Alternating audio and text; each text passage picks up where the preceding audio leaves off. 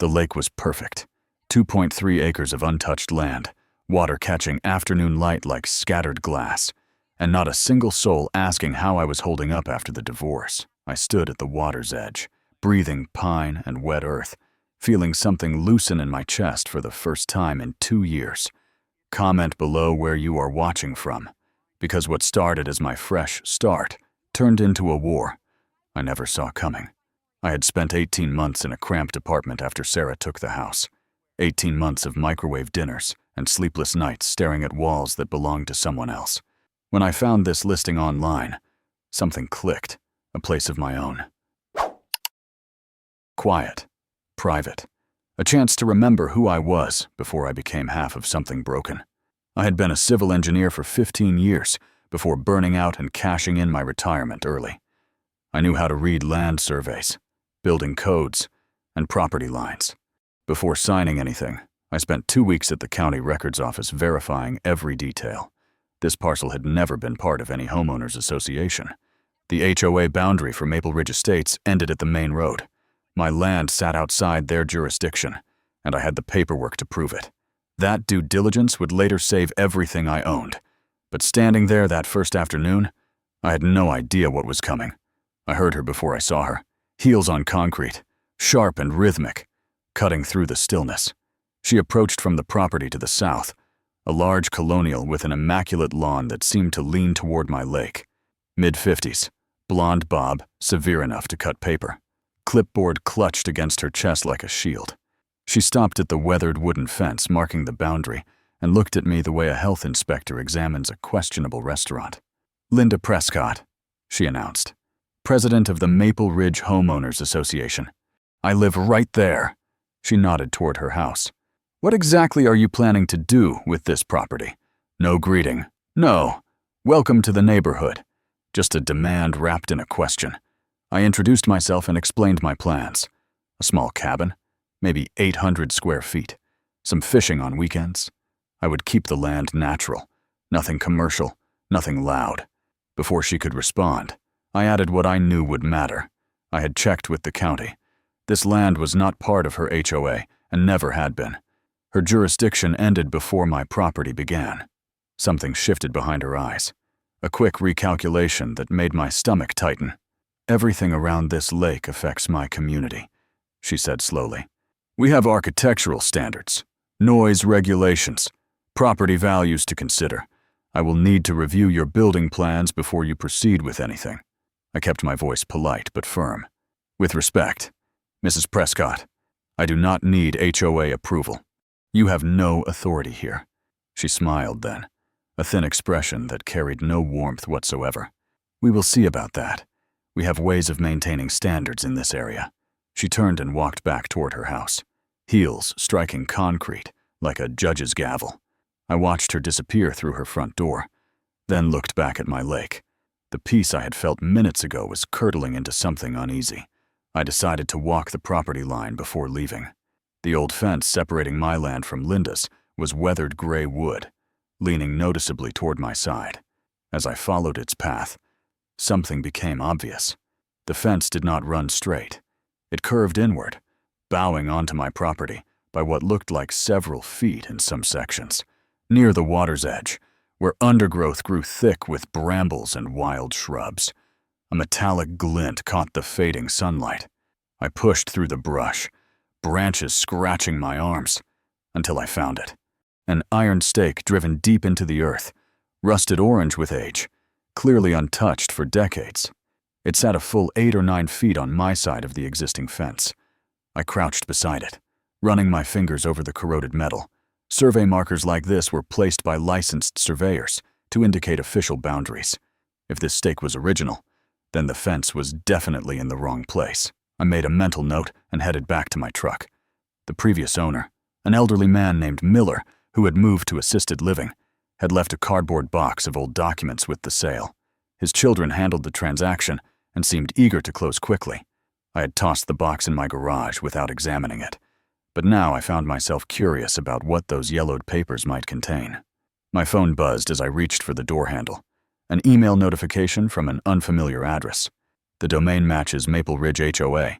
I opened it and felt my jaw clench. Violation notice number 1. Vehicle parked in non-designated area. Fine, $250. Payment due within 15 days. I read it twice to make sure I understood correctly. My truck was parked on my own land, private property that existed entirely outside HOA jurisdiction. Linda Prescott had absolutely zero legal authority to fine me for anything I did here. This was not a mistake or a bureaucratic mix-up. This was a message, pure and simple. She was telling me that laws and boundaries meant nothing to her, that she intended to make my life difficult until I either submitted to her control or gave up and left. I sat in my truck as the sun dropped below the tree line, watching shadows stretch across the lake. I had come here for peace. I had a feeling peace was no longer on the menu. The violation notices arrived like clockwork. Over the next 2 weeks, I received 5 separate letters from the Maple Ridge HOA, each one more absurd than the last.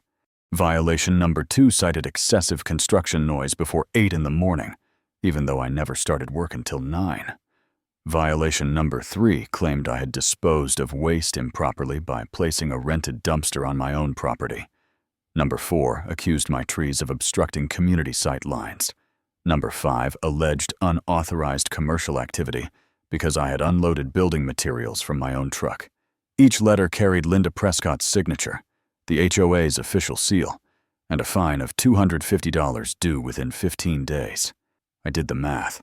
$1,250 in fines for violations that did not exist. On land the HOA had no authority over. I could have ignored them. Legally, they were meaningless. But I understood what Linda was doing. She was building a paper trail, creating the appearance of a problem neighbor, establishing documentation that could be weaponized later. I had seen this tactic before in contract disputes during my engineering days. Bury someone in paperwork until they either give up or make a mistake you can exploit. I chose to respond through proper channels. I called the HOA office and reached a secretary whose voice was barely above a whisper. She informed me that all appeals must be submitted in writing and would be reviewed at the next board meeting. When I asked when that meeting would occur, she hesitated before answering. "Mrs. Prescott sets the schedule. It could be several weeks." I thanked her and hung up. Then I drafted a formal letter citing the county zoning map, which clearly showed my property outside HOA boundaries. I sent copies to the HOA board, the county planning office, and kept one for my own records. The response came 3 days later, but not from the HOA. A letter arrived from a law firm I had never heard of, claiming to represent Maple Ridge Estates. The language was aggressive, but vague, accusing me of conducting construction activities that negatively impacted community property values. It demanded I cease all work immediately pending an environmental impact assessment. There was no legal basis cited, no specific statute referenced. It was intimidation dressed in letterhead, designed to frighten someone who did not know better. I knew better. I filed the letter with the others and continued clearing brush on my land. The community around me began to change. Neighbors who had nodded politely during my first week now avoided eye contact. At the local hardware store, a clerk I had chatted with twice suddenly became too busy to help me. One evening, I drove past the Maple Ridge entrance and noticed a new flyer on the community bulletin board. Emergency meeting discussion of lake property development. Attendance strongly encouraged. My name was not mentioned, but everyone would know who they were discussing. Linda was not just attacking me directly. She was poisoning the well, turning the community against me before I had a chance to become part of it. One person did not look away. I was checking my mailbox one afternoon when I noticed a man across the street watering his lawn. He was maybe 65, with silver hair, the kind of face that had seen enough to stop being surprised by anything. He caught my eye and held it for a moment, something like recognition passing between us. Not friendly exactly, but not hostile either. He glanced toward Linda's house, then back at me, and gave a small shake of his head before turning away. I did not know his name yet, but that small gesture told me something important. Not everyone in Maple Ridge was under Linda's spell. I found the first real clue in the box of documents Miller had left behind. Most of it was junk, old utility bills and receipts for lawn equipment. But near the bottom, I discovered a handwritten letter dated 1998. It was addressed to the neighbor to the south, which would have been Linda's property. The letter was brief but pointed. I do not agree with the fence relocation. The original boundary must be respected. If this is not corrected, I will request an official survey. There was no response included. No indication that anything had been resolved. But the letter confirmed what I had suspected. Someone had moved that fence, and the previous owner had known about it. 3 weeks after I submitted my building permit application, I called the county office to check the status. The clerk put me on hold for several minutes before returning with news that made my blood pressure spike.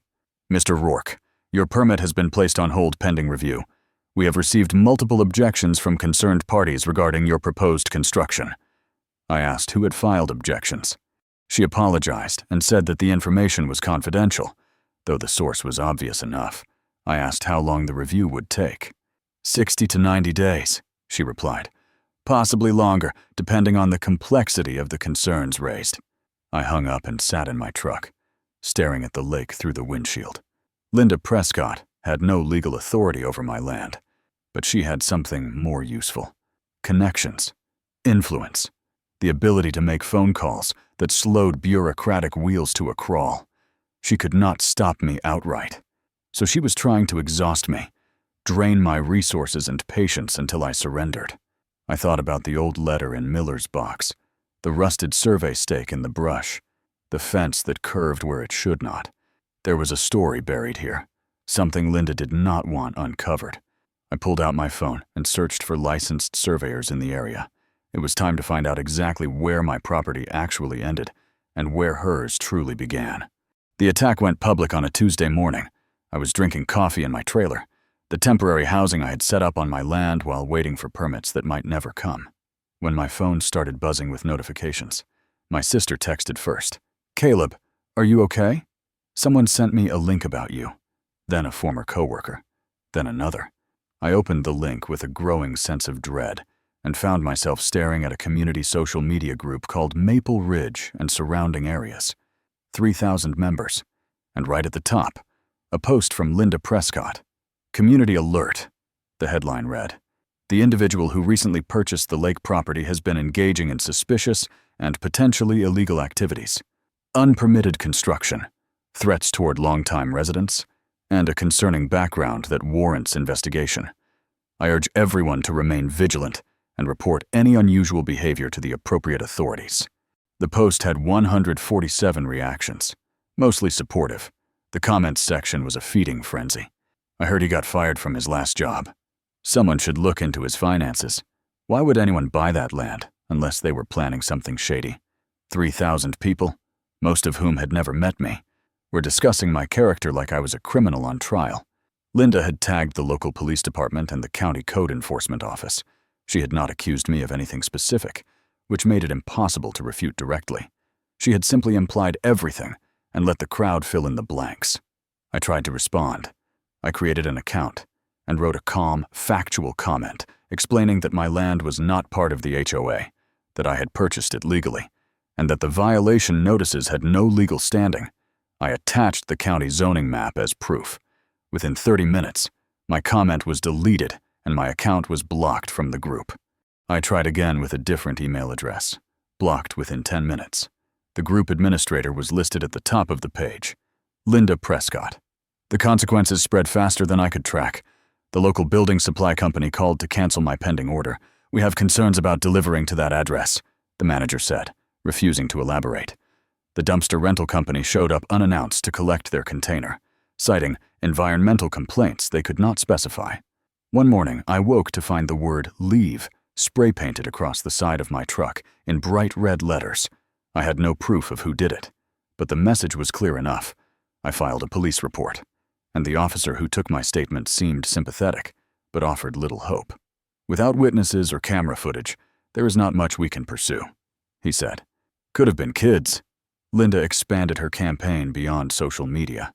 I learned from the hardware store clerk, who finally spoke to me again after checking that no one was watching, that Linda had been making calls. She had contacted every contractor within 30 miles, warning them about the problem property by the lake. She had spoken to the local newspaper about development concerns in the area. She had even reached out to my former employer, fishing for information about why I had left. My old supervisor called to let me know, his voice tight with discomfort. A woman called asking if you were terminated for ethical violations. I told her you resigned in good standing. But Caleb, what is going on out there? The isolation was the hardest part. I have never minded being alone, but there is a difference between solitude and exile. Solitude is a choice. Exile is a cage, built by other people. I stopped going to the diner in town after the waitress who used to ask about my day started avoiding my table. I drove 20 miles to buy groceries at a store where no one knew my name. At night, I lay awake in my trailer, listening to the wind off the lake, wondering if I had made a catastrophic mistake buying this place. The divorce had already hollowed me out. Linda Prescott seemed determined to finish the job. The county planning office finally responded to my inquiries with a formal letter, due to multiple community concerns. They were scheduling an on-site inspection before processing my building permit. The inspection was set for 8 weeks out. 8 more weeks of limbo, of waiting, of Linda having time to manufacture more obstacles. I could feel the strategy working. Every day without progress was a day my savings drained. My resolve weakened. My future grew more uncertain. She was betting I would break before she ran out of ammunition. Then Tom appeared. I was sitting on my property one evening, watching the sun drop behind the trees, when I heard footsteps in the grass. The silver-haired man from across the street approached slowly, hands in his pockets, checking over his shoulder before he spoke. "You are Rourke." "Right, the one Linda is after." I nodded. He sat down on a log nearby, keeping his voice low. "I am Tom Weatherby. Lived in Maple Ridge for 8 years now. I should not be here, but I figured someone ought to tell you a few things." Tom explained that I was not Linda's first target. 3 years ago, a young family had tried to build a swimming pool that Linda deemed inconsistent with neighborhood character. The harassment campaign lasted 6 months. Complaints, violations, and anonymous reports to child services claiming the kids were unsupervised. The family sold their house at a loss and moved out of state. Linda called it protecting property values, Tom said. Everyone else called it what it was, bullying. But nobody stood up because nobody wanted to be next. He told me his wife was sick and needed the community support network.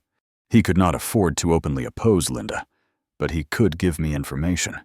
"There is something you should know about that lake property," Tom said. "Before Miller owned it, it belonged to the Prescott family. Linda's father-in-law sold it back in '85. But Linda has always acted like the sale was temporary, like she was just waiting to get it back. That fence between your land and hers, it has moved at least 3 times since I have been here, always in the same direction, always a little more onto what used to be Miller's side." He stood up and brushed off his pants.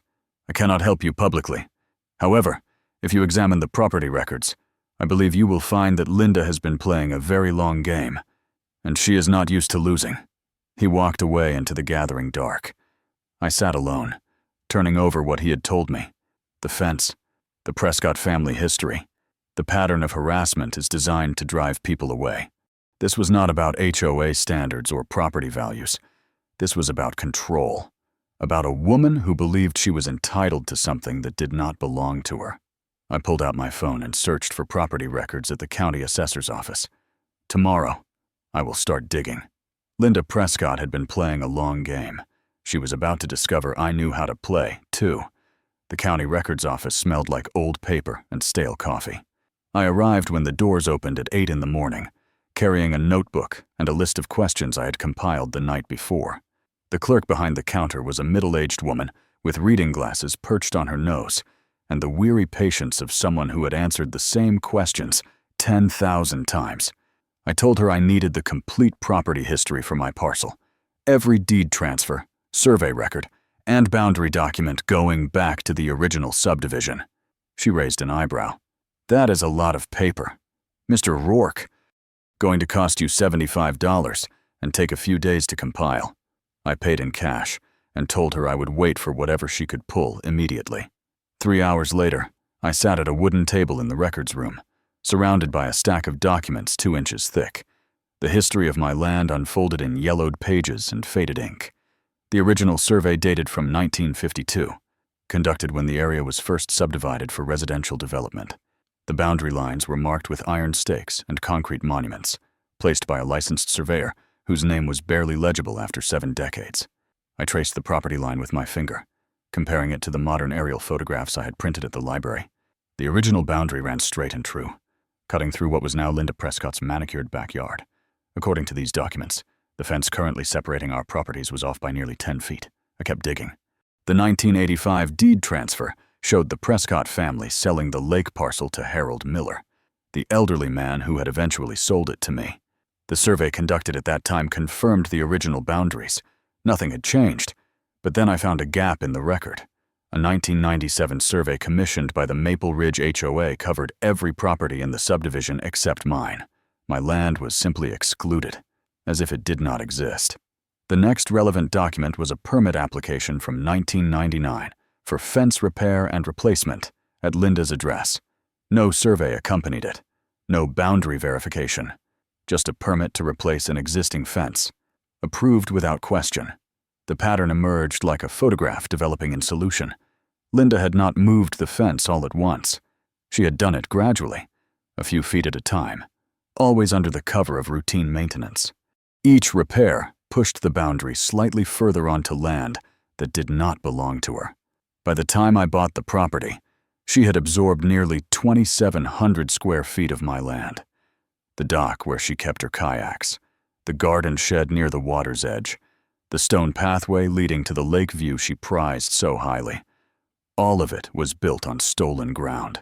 I found the letter that confirmed everything.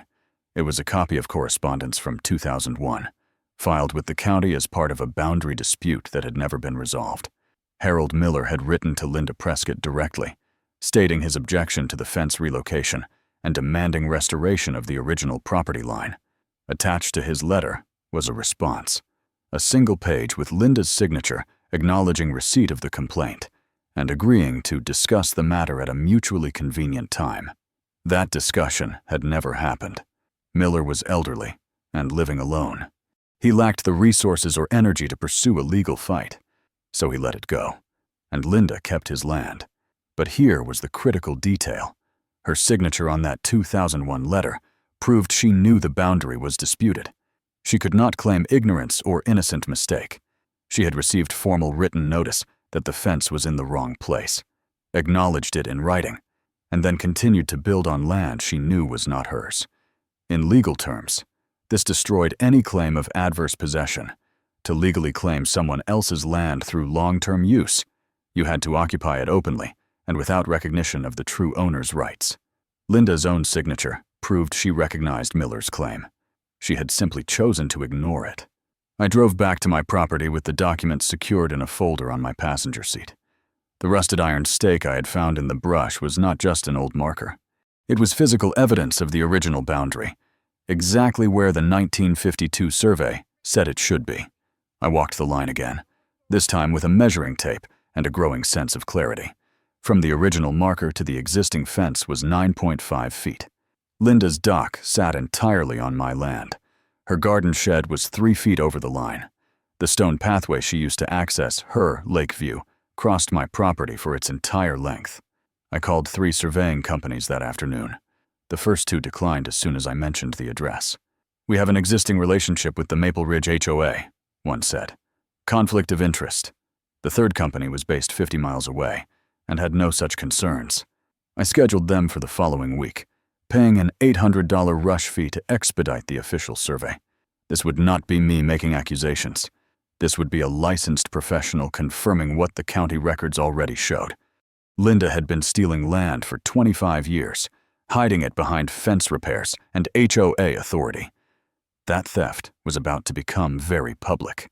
That evening, I sat on the tailgate of my truck and watched the sunset paint the lake in shades of orange and gold. I had come here for peace, for a quiet place to rebuild after my marriage fell apart. Instead, I had found a war I never asked for, waged by a woman who believed rules applied to everyone except herself. I thought about the young family Tom had mentioned, driven out by harassment and false accusations. I thought about Harold Miller, too old and tired to fight for what was rightfully his. I thought about all the neighbors who looked away because they were afraid of becoming the next target. I could have walked away, sold the property at a loss, and started over somewhere else. Part of me wanted to, the part that was exhausted from 2 years of upheaval and just wanted the fighting to stop. But another part of me, the part that had spent 15 years making sure buildings stood straight and foundations held firm, refused to let Linda Prescott win through intimidation and theft. She had been playing a long game, counting on people being too weak or too scared to challenge her. She had never encountered someone with engineering training, county records access, and absolutely nothing left to lose. I pulled out my phone and searched for real estate attorneys specializing in boundary disputes. I found one with strong reviews and sent an email outlining my situation. Then I drafted a formal letter to Linda Prescott, certified mail with return receipt requested, informing her that I had documentation proving encroachment onto my property and demanding removal of all structures within 30 days. I did not threaten, I did not accuse. I simply stated facts and cited the relevant statutes. The letter would arrive in 2 days. The survey crew would arrive in 5. And Linda Prescott, for perhaps the first time in her reign over Maple Ridge, would face someone who knew exactly how to fight back. The survey crew arrived on a Tuesday morning. 2 technicians in a white pickup truck with GPS equipment and a total station theodolite mounted on a tripod. I met them at the edge of my property and walked them through the documentation I had gathered. The lead surveyor, a weathered man named Garcia with 30 years of experience, studied the 1952 boundary map and nodded slowly. "Original iron monuments should still be in the ground if no one removed them," he said. "We will find them." I watched them work for 4 hours, methodically scanning the terrain, comparing coordinates, marking positions with orange flags. From Linda's house, I could see curtains moving in the upstairs window. She was watching too. Garcia delivered the preliminary results before they packed up their equipment. His expression was carefully neutral, the professional demeanor of someone who had seen plenty of property disputes turn ugly. "Mr. Rourke, your suspicions are confirmed. The existing fence encroaches onto your parcel by an average of 9.5 feet along its entire length. Total encroached area is approximately 2,650 square feet." He showed me the plotted coordinates on his tablet, overlaying the original survey markers with the current fence line. The discrepancy was undeniable. "The dock structure and a storage shed are both situated entirely on your property," he continued. "They were constructed without any easement or right-of-way agreement that I can find in the county records." I asked when I would receive the official certified survey. 10 days, he said. "I will have it sealed and notarized. This will hold up in any court." I shook his hand and watched the white pickup disappear down the road. Across the property line, Linda's front door opened and closed. I did not look in her direction. There was no point in confrontation now. The evidence would speak for itself. That afternoon, I drove to the office of Sarah Mitchell, the real estate attorney I had contacted the previous week. Her practice occupied a modest building downtown, decorated with framed law degrees and photographs of local landmarks. She was perhaps 45, with sharp eyes and a handshake firm enough to communicate competence without aggression. I spread my documentation across her conference table. The county records, the 1952 survey, the 2001 letter with Linda's signature, the preliminary findings from Garcia's team. Sarah studied each document in silence, occasionally making notes on a yellow legal pad. "This is one of the clearest encroachment cases I have seen in 20 years, she said finally. "Mrs. Prescott cannot claim adverse possession because she acknowledged the boundary dispute in writing. She cannot claim innocent mistake because she signed a letter admitting she knew about the original property line. And she definitely cannot claim the structures were permitted because no survey was conducted when she built them." Sarah outlined the legal strategy. First, a formal demand letter giving Linda 30 days to remove all encroaching structures. If she refused, we would file suit for trespassing, encroachment, and recovery of damages.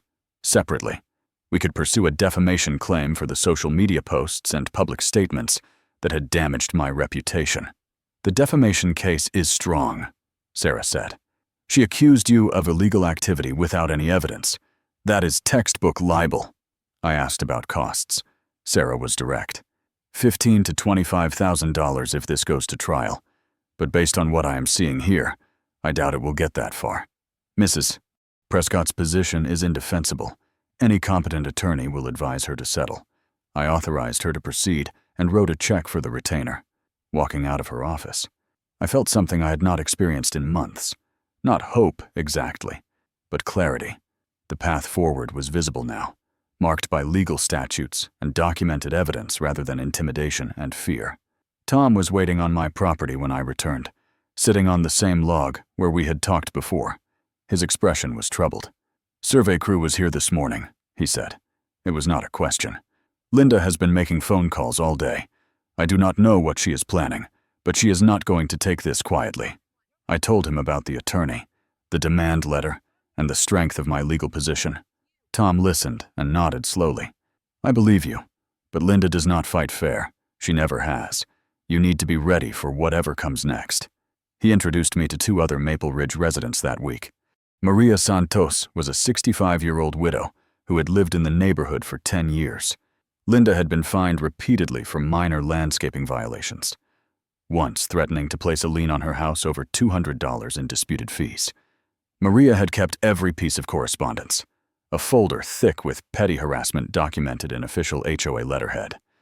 James Chen was a retired attorney in his early 70s, a former HOA board member who had been removed after questioning the association's financial practices. He had copies of meeting minutes and budget reports from his tenure, records that painted a troubling picture of how funds were being allocated. We met at James's house, away from prying eyes. The documentation they provided was damning.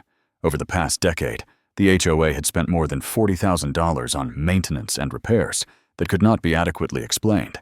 A significant portion of those expenses appeared to be connected to Linda's property. Fence repairs, landscaping along the southern boundary, drainage improvements that somehow always benefited the Prescott residents. "She has been using HOA funds like a personal checking account," James said. "I raised concerns 3 years ago and found myself voted off the board at the next meeting." Maria added that several longtime residents had similar suspicions, but were afraid to speak up. "Linda controls who gets approved for exterior renovations. She decides whose violations get enforced and whose get ignored. Cross her, and suddenly your house needs 17 corrections before you can sell it." I took photographs of every document they shared, building a digital archive of Linda's pattern of behavior. This was no longer just about my property line. This was about a woman who had spent decades treating her community like a personal fiefdom, using rules and procedures as weapons against anyone who challenged her authority.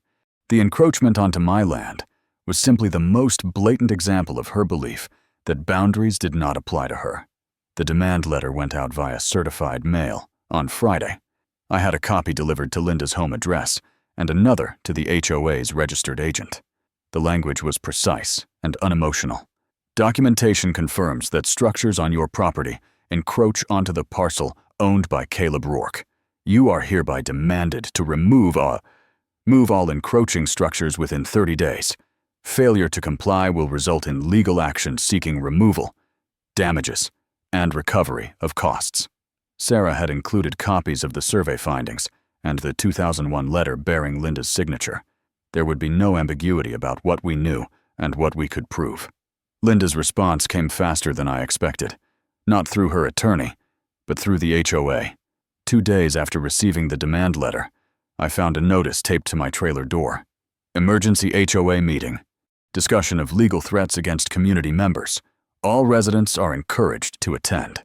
The meeting was scheduled for the following Wednesday, the same day as the annual HOA gathering that had already been on the calendar. Linda was consolidating her defense, rallying the community against me before I could present my case. She still believed this was a battle of perception rather than evidence. She still thought she could win by controlling the narrative. I called Sarah Mitchell and told her about the meeting. "Are you planning to attend?" she asked. I told her I was. "Good," she said.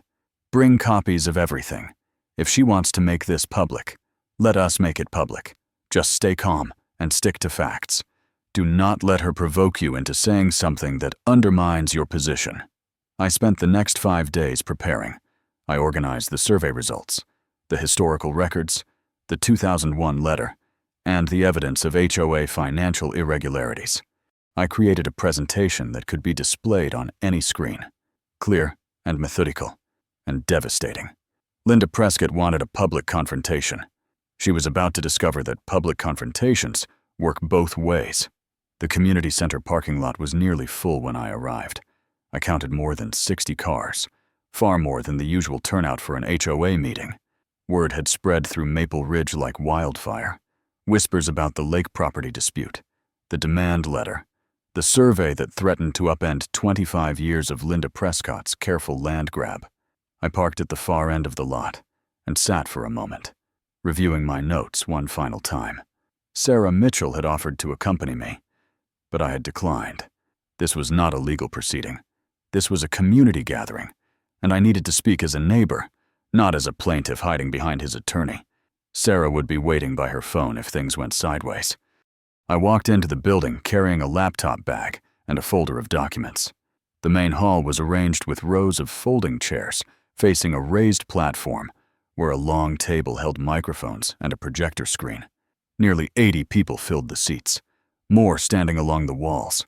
I recognized a few faces from my weeks of exile. The hardware store clerk who had warned me about Linda's phone calls. The waitress from the diner had stopped meeting my eyes. Tom Weatherby sat near the back, his expression carefully neutral.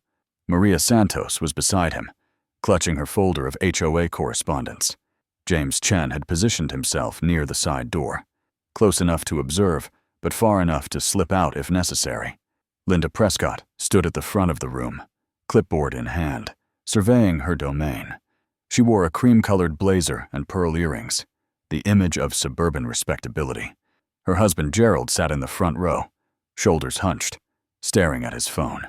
When Linda saw me enter, her eyes narrowed almost imperceptibly before her public smile snapped back into place.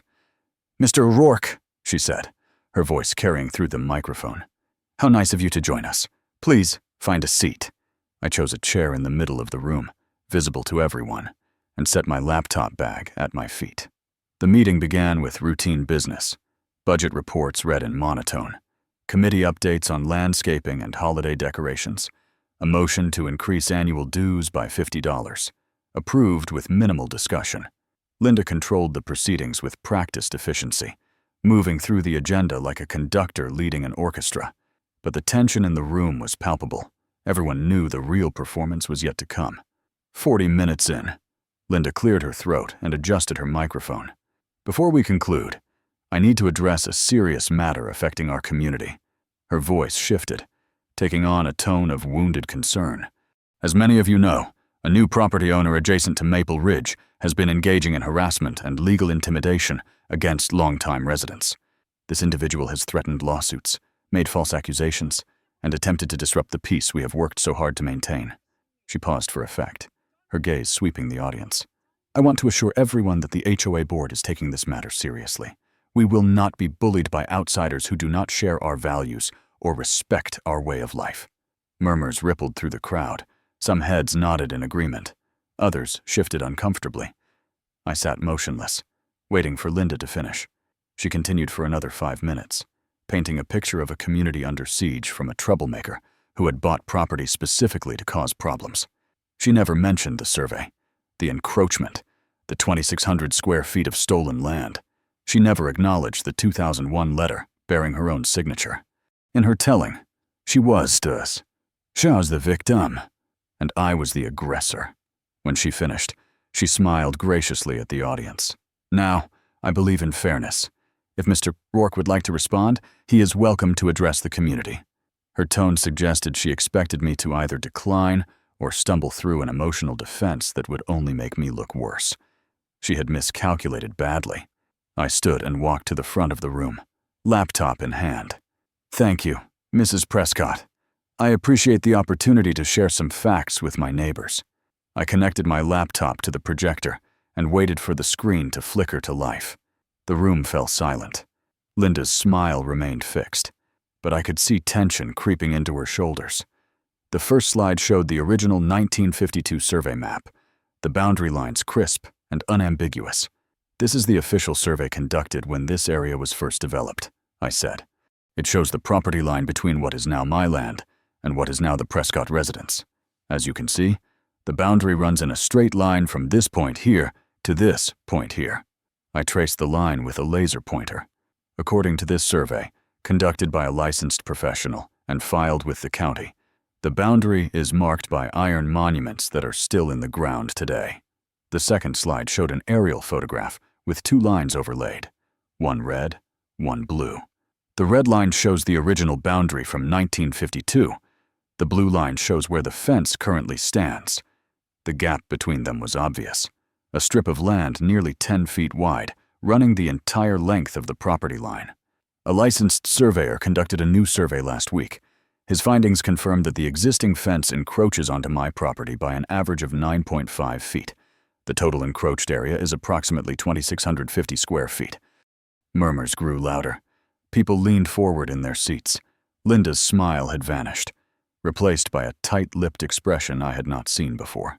Gerald was no longer looking at his phone. The third slide showed the 2001 letter and Linda's signature. This document was filed with the county 23 years ago. It is a letter from the previous owner of my property, Harold Miller, objecting to the fence relocation and demanding restoration of the original boundary. Attached to it is a written acknowledgement from Mrs. Prescott, confirming she received this complaint. I let the image sit on the screen for a long moment.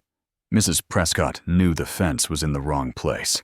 She acknowledged the dispute in writing, and then she continued to build on land that did not belong to her.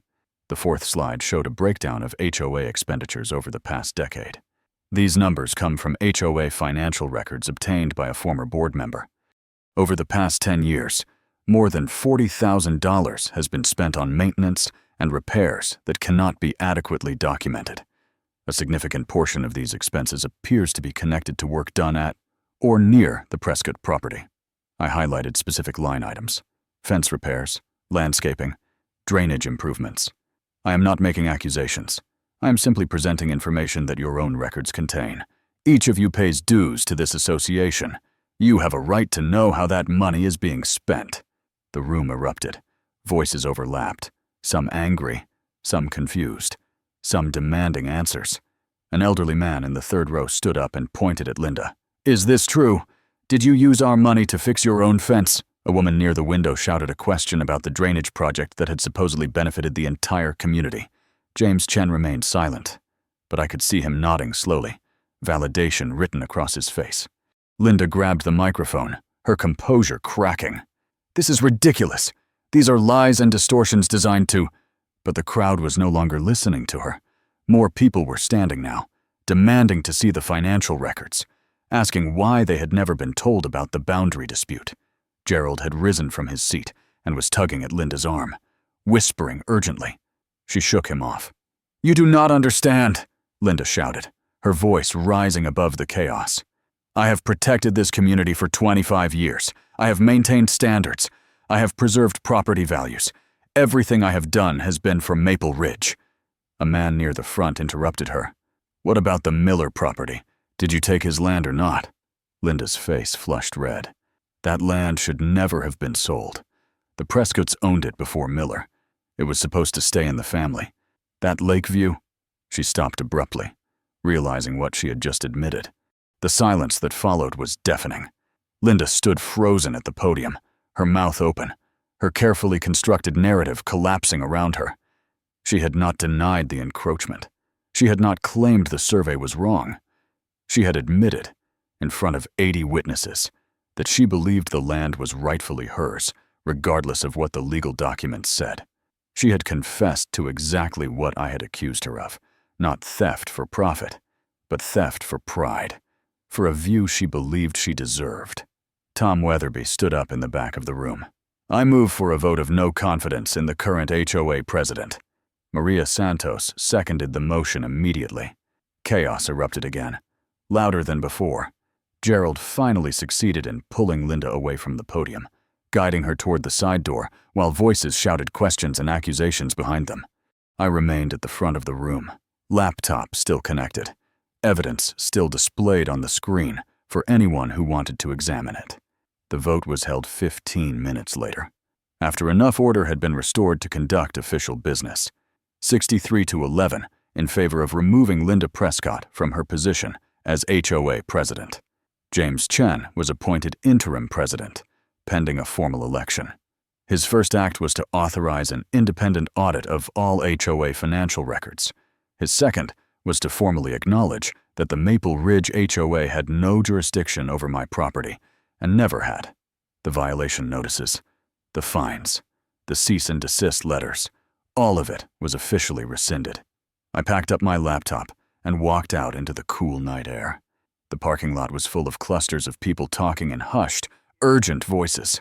Some looked at me with new respect. Others seemed unsure what to think.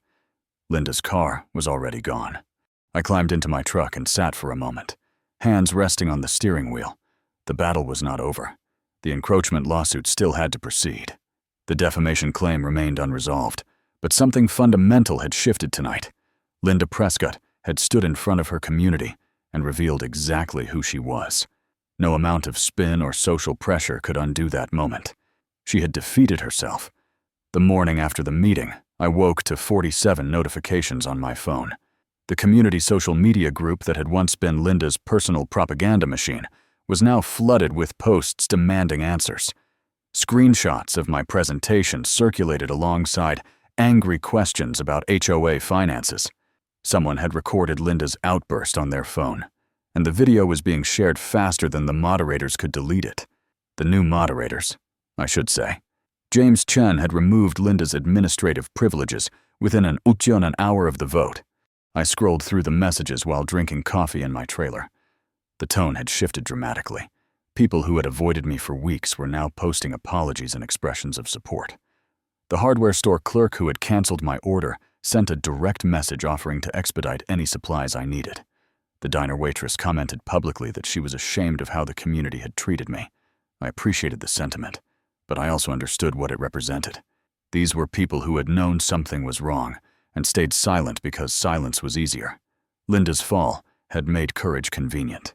I accepted their apologies without dwelling on how late they had arrived. Tom called mid-morning with an update. Linda and Gerald are not answering their door. Their cars are in the driveway, but the curtains have been drawn since last night. A few neighbors tried to reach out, and nobody responded. He paused. I almost feel sorry for Gerald. He always seemed like he was just along for the ride. You know, following wherever Linda led. I told Tom that Gerald had made his choices and would have to live with them. Whatever sympathy I might have felt was tempered by the memory of spray paint on my truck and months of orchestrated isolation. The Prescotts had not shown mercy when they held the power. I saw no reason to extend what they had withheld. The independent audit began 3 days later. James Chen hired an accounting firm from outside the county, professionals with no connection to Maple Ridge or its tangled politics. They requested access to 10 years of financial records, bank statements, vendor contracts, and meeting minutes. The HOA treasurer, a nervous man named Patterson, who had served under Linda for 8 years, cooperated fully. He seemed almost relieved to hand over the documents, as if he had been waiting for someone to finally ask the right questions. The preliminary findings arrived 2 weeks later. They were worse than anyone had anticipated. Over the past decade, the HOA had disbursed $67,000 in payments that could not be adequately explained. Invoices were missing or incomplete. Vendor names did not match registered businesses. A significant portion of the questionable expenses was linked to work performed at or near the Prescott property. The auditors also discovered that Linda had approved payments to a landscaping company owned by Gerald's brother, work that appeared to benefit the Prescott residents exclusively. The term they used in their report was apparent self-dealing. The term the neighbors used was considerably less polite. The legal machinery ground forward simultaneously. Sarah Mitchell filed the encroachment lawsuit in county court, seeking removal of all structures on my property, damages for unauthorized use of my land, and recovery of legal costs. The defamation claim followed a week later, documenting Linda's social media posts, her calls to my former employer, and her public statements accusing me of criminal behavior without evidence. Linda retained counsel, a firm from the city that specialized in defending HOA disputes. Their initial response was aggressive, denying all allegations and countersuing for harassment and intentional infliction of emotional distress. Sarah laughed when she read their filing. Desperation dressed in legal language, she said. They have no evidence and no viable defense. This is theater designed to delay the inevitable. The court scheduled a preliminary hearing for the encroachment case. Both parties were required to submit evidence and appear before the judge to establish the basic facts of the dispute. Linda's attorneys requested multiple postponements, citing scheduling conflicts and the need for additional discovery. The judge granted one extension and denied two others. She was not impressed by the delay tactics in a case with such clear documentation. Meanwhile, the community continued to fracture around Linda. A petition circulated demanding that she repay the HOA for all questionable expenditures identified in the audit. 32 homeowners signed within the first week. Another group began exploring whether criminal charges could be filed for misuse of association funds. The county prosecutor's office received multiple complaints and opened an informal inquiry. Linda and Gerald stopped appearing in public entirely. Their lawn, once immaculate, began to show signs of neglect. The for sale sign appeared in their front yard on a Tuesday afternoon, planted by a real estate agent from 3 towns over. Local agents, it seemed, had declined the listing. I received an unexpected visitor the week before the hearing. Gerald Prescott knocked on my trailer door just after sunset, alone, looking like he had aged 10 years in the past month. His eyes were bloodshot, and his clothes were wrinkled. He did not offer a handshake or a greeting. "Linda does not know I am here," he said quietly. "She would be furious if she found out." I invited him inside, curious despite my reservations. Gerald sat heavily on my small couch and stared at his hands for a long moment. "I know you probably hate us," he said finally. "I understand why. What Linda did to you, what she did to others over the years. I watched it happen, and I never stopped her." He looked up at me with an expression that hovered between shame and exhaustion. "She was not always like this. You know, when we first moved here, she just wanted to make the neighborhood nice, keep up property values. Somewhere along the way, it became something else. Control, power. She could not stand the idea of anyone challenging her authority." I asked him why he was telling me this. Gerald sighed. "Because I want you to understand that she believed she was right. The lake property, the fence, all of it. In her mind, that land was stolen from our family when my father sold it. She spent 25 years trying to take it back, 1 inch at a time. She convinced herself it was not really theft because it should have been ours anyway." He shook his head slowly. "That does not make it okay. I know that. I just wanted you to know that she was not purely malicious. She was just broken in a way that made her think the rules did not apply to her." I thanked Gerald for coming and told him that his wife's motivations did not change what she had done. The encroachment was real. The defamation was real. The harassment and isolation I had endured were real. Understanding why someone causes harm does not erase the harm itself. Gerald nodded and stood to leave. At the door, he paused. "She is going to lose everything," he said. "The house, her reputation, probably her freedom if the prosecutor decides to press charges. I just hope you can find some peace when it is over. I do not think Linda ever will." I watched him walk back across the property line, a defeated man returning to a house that no longer felt like home.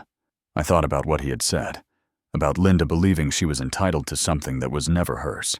It did not make me sympathetic, but it did make me understand how someone could spend decades building a lie so elaborate that they forgot it was a lie at all. The hearing was 6 days away.